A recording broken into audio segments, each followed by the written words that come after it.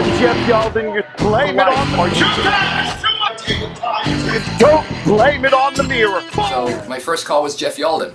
Jeff is one of those world changers. You know, he's one of those people who has a vision that's big and grand and vast and inspiring, and he does that. He shakes things up. He shakes people up. He moves them. He inspires them. He shifts perspective. So please, please, please, please jump on the bandwagon with Jeff. I mean, this is a guy who's out there doing it. Even if you just get around him, his energy and his enthusiasm will rub off on you. And for me, I will tell you this. Jeff has put me in front of audiences.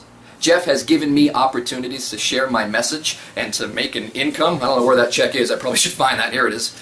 To make an income and an impact and a difference and to shake things up and be the voice of positivity versus acts of negativity in this world. I strongly encourage you to join up with this cause. I mean, there's really no reason that's stopping you. If it's information, if it's fear of failure, again, Jeff is somebody who's overcome all this. He's got 20 some odd years in the biz. I would put him at the top of the game. There is no speaker on planet Earth who can reach out and touch this young generation the way that Jeff Yalden can.